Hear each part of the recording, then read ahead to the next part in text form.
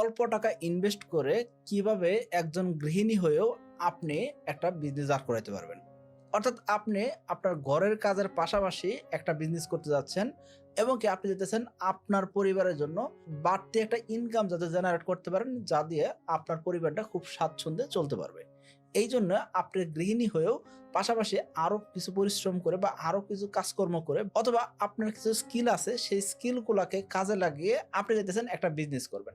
এখন বিজনেস চাইলে তো অনেক ধরনের করা যায়, কিন্তু আমরা অল্প টাকায় বিজনেস করব এবং কি আমরা 5টা বিজনেস করব। এই 5টি বিজনেসে যে কোনো একটা বিজনেস যদি আপনি করতে পারেন, ইনশাআল্লাহ আশা করব আপনি মোটামুটি একটা প্রফিটেবল ব্যবসা করতে পারবেন এবং কি অনেকটা ঝুঁকি কমে আপনি ব্যবসাগুলো করতে পারবেন।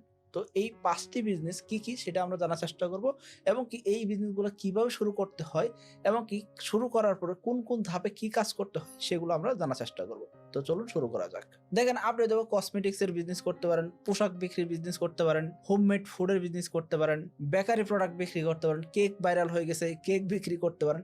এই ধরনের অনেক ধরনের প্রোডাক্ট আছে, কিন্তু এই প্রোডাক্টগুলো নিয়ে আমরা আলোচনা করব না। কারণ কি আমরা চাই অল্প টাকা ইনভেস্ট করে একটা সাস্টেনেবল বিজনেস দাঁড় করাবো এবং কি এই ব্যবসাটা লং টার্মে ভালো কিছু করবে। তো এই জন্য আমরা 5টা বিজনেস আইডিয়া দিব, যা আমাদের মা বোনদের ইনকামের একটা স্ট্রিম তৈরি হবে বা ইনকামের একটা মাধ্যম তৈরি হবে এবং কি তারা খুব সুন্দর করে পরিবার সামলানোর পাশাপাশি এই বিজনেসগুলো করতে পারবেন।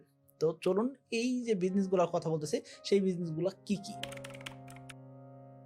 সর্বপ্রথম যে বিজনেসের কথা বলবো সেটা কি, আচার তৈরি করার বিজনেস। এই বিজনেসটা সারা বছর করা যায় এবং কি যেসব সিজনে যেসব ফল পাওয়া যায় সেই ফলগুলো যদি আপনি সারা বছর সংরক্ষণে রাখতে পারেন অথবা ওই সময় যদি অধিক পরিমাণ ফল সংরক্ষণ করে সেগুলো যদি ইনস্ট্যান্ট আচার করে ফেলতে পারেন বা সেগুলো যদি প্রক্রিয়াজাত করে ফেলতে পারেন, দেখবেন কি সারা বছর আপনি আচার সাপ্লাই দিতে পারবেন। অর্থাৎ আচারের চাহিদা বাংলাদেশে সারা বছর আছে। শীত গরম বর্ষা যখনই বলেন না কেন সারা বছর আচার বিক্রি করা যায় এবং কি আপনি ঘরে বসে থেকেই আচার বিক্রির ব্যবসাটা করতে পারবেন। তবে খেয়াল করবেন আপনার আচারটা আরেকজনে কেন কিনবে সেটা আপনাকে জানতে হবে। কারণ কি এখানে আপনার ইউনিকনেস থাকতে হবে। এই যে আপনি প্রোডাক্টটা উৎপাদন করবেন সেই ক্ষেত্রে অবশ্যই হাইজিন হইতে হবে এবং কি এটা যাতে খেতে সুস্বাদু হয়। এই আচার যাতে কারোর কোনো পেটের সমস্যা তৈরি না করে এবং কি এটার যাতে সাইড ইফেক্ট না থাকে, এরকম ভাবে যদি আচারটা তৈরি করতে পারেন, দেখবেন কি বাজারে সচরাচর যে আচার চলে তার চাইতে আপনার আচারের চাহিদা বেড়ে যাবে। এখন আপনি বলতে পারেন এই যে আমরা আচারটা বিক্রি করব সেক্ষেত্রে বিক্রি করার জন্য কাস্টমার কোথায় পাবো? কাস্টমার পেতে চাইলে আমি আপনাকে বলবো আপনি একটা ল্যান্ডিং পেজ খুলবেন, অর্থাৎ ডোমেন হোস্টিং দিয়ে একটা ল্যান্ডিং পেজ খুলবেন। এর পাশাপাশি আপনি কি করবেন, ফেসবুকে ইনস্টাগ্রামে এবং কি ইউটিউব প্ল্যাটফর্ম গুলাকে কাজে লাগিয়ে আপনি কি করবেন, এখানে মার্কেটিং করবেন। যখন আপনি বিজনেস শুরু করছেন সেই সময় যদি আপনি লজ্জা পান বা আপনি যদি কাউকে যদি না জানান অথবা আপনার বিজনেস সম্পর্কে বা আপনার প্রোডাক্ট সম্পর্কে কাউকে জানাইতে যদি হেজিটেশন ফিল করেন, তাহলে আপনার জন্য ব্যবসাটা নয়। আপনি যে কোনো একটা বিজনেস করতে যাচ্ছেন সেক্ষেত্রে অবশ্যই আপনার প্রোডাক্ট সম্পর্কে জানাইতে হবে। কিন্তু আরেকটা জিনিস খেয়াল করতে হবে, আপনার প্রোডাক্টই শুধুমাত্র ভালো, বাজারে আর কোনো প্রোডাক্ট ভালো না, এই ধরনের মার্কেটিং আবার করা যাবে না।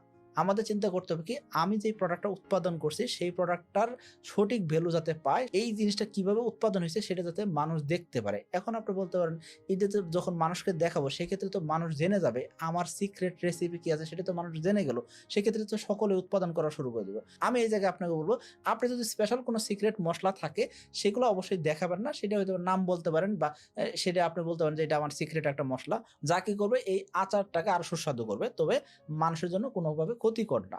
তো এইভাবেও কিন্তু আপনি মার্কেটিং করতে পারেন। তবে খেয়াল করবেন এই যে আপনি আচারটা তৈরি করতেছেন, এখানে মার্কেটিং এর জন্য সবচেয়ে ভালো যে জিনিসটা করতে পারেন সেটা কি আপনার কন্টেন্ট ক্রিয়েশনের পিছনে বেশি জোরদার করতে পারেন। অর্থাৎ এই যে এই আচারটা কাস্টমারের কাছে পৌঁছাইলো তার আগে যে সব ধাপে এটা উৎপাদন হয়েছে সেই জিনিসটা যদি আমাকে দেখাইতে পারেন, 10 জনকে দেখাইতে পারেন, তখন কি হবে এটার প্রতি মানুষের ট্রাস্ট বাড়বে। ধরুন আপনি আমের আচার তৈরি করবেন, এখন আমের আচার যখন তৈরি করতে যাচ্ছেন সেক্ষেত্রে আপনি বাজার থেকে আম না কিনে আপনি কি করতে পারেন, রাজশাহী চাঁপাইনবাবগঞ্জ থেকে আপনি আম সংগ্রহ করলেন, অর্থাৎ একদম ফ্রেশ আম সংগ্রহ করলেন, কম দামে আম সংগ্রহ করে ফেললেন।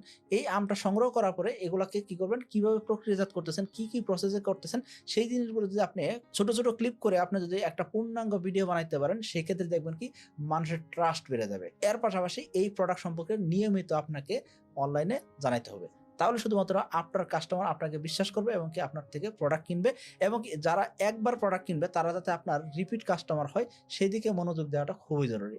একটা সময় সেলস হইতো না, এখন 10,000 20,000 টাকার সেলস হচ্ছে প্রতিদিন।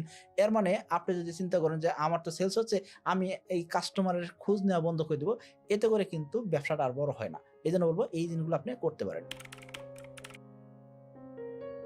আমাদের তালিকায় দ্বিতীয় যে বিজনেসটি রয়েছে সেটা কি, মাথার চুল পড়ে যেতেছে মানুষের। এই যে মাথায় চুল পড়ে যেতেছে কি কারণে? আমরা রাত জাগতেছি, আমাদের হরমোনাল সমস্যা, নানান কারণে কিন্তু আমাদের মাথার চুল পড়ে। এর পাশাপাশি আমাদের ভিটামিন ডি এর ঘাটতি থাকে, নানানবিধ কারণে কিন্তু আমাদের মাথার চুল পড়তেছে। এই যে মাথার চুল যে পড়ে যাইতেছে, এইজন্য আমরা ঘরোয়া পদ্ধতিতে আমরা তেল তৈরি করতে পারি। এই তেলগুলা কিন্তু মার্কেটে খুব ডিমান্ডেবল, এবং কি আমি বেশ কয়েকটি কোম্পানিকে চিনি যারা শুধুমাত্র এই মাথার তেল বিক্রি করে কোটি টাকা কামাই করতেছেন। সো আমি বলবো আপনাকে এটা একটা ইউনিক বিজনেস হইতে পারে। ছোট করে শুরু করেন। আপনি শুধুমাত্র নারিকেল তেল উৎপাদন করেন, আপনি শুধুমাত্র তিলের তেল উৎপাদন করেন, এরকম কিছু তেল উৎপাদন করা শুরু করে দেন। ধাপে আপনি কি করবেন, এগুলাকে আরো ইমপ্রুভ করবেন। এইভাবে দেখবেন কি আপনি যদি একটা ইউনিক তেল তৈরি করতে পারেন, এই ক্ষেত্রে আপনি নিজের পরিবারের সময় দেওয়ার পাশাপাশি এই যে ছোট্ট করে একটা বিজনেস শুরু করলেন, জাস্ট একটা ধাপ আগায় গেলেন। এই বিজনেসের পিছনে যখন আপনি লেগে থাকবেন, আস্তে ধাপে দেখবেন কি ভালো সাস্টেনেবল একটা বিজনেসে দাঁড় করাতে পারতেছেন। এই জন্য বলবো ছোট করে শুরু করাটা জরুরি। ছোট করে শুরু করেন, ইনশাআল্লাহ দেখবেন কি পরবর্তী সময়ে বড় কিছু করা সম্ভব। আমাদের তালিকায় তৃতীয় যে বিজনেসটা রয়েছে সেটা কি, ঘর সাজানো বা হোম ডেকোর এবং কি ইনডোর প্লান্ট। এই জিনিসটার ডিমান্ড শহরাঞ্চলে কিন্তু অনেক হয়ে গেছে। কারণ কি সকলে চাই আমার ঘরটা যাতে সুন্দর লাগে, আমার বেডরুমটা যাতে সুন্দর লাগে, আমার ওয়ার্ক স্টেশনটা যাতে সুন্দর হয়, এইরকম জিনিস সকলেই চাই। এই ক্ষেত্রে হোম ডেকোরের ব্যবসা করতে পারেন, এর পাশাপাশি ইনডোর প্লান্টের বিজনেস করতে পারেন। এই যে বিজনেসটির কথা বললাম, যেহেতু এই বিজনেসটি সার্ভিস ওরিয়েন্টেড বিজনেসের কাতারে পড়ে, এই ক্ষেত্রে কাস্টমার থেকে কিন্তু অ্যাডভান্স টাকা নিয়ে আপনি বিজনেস শুরু করতে পারতেছেন।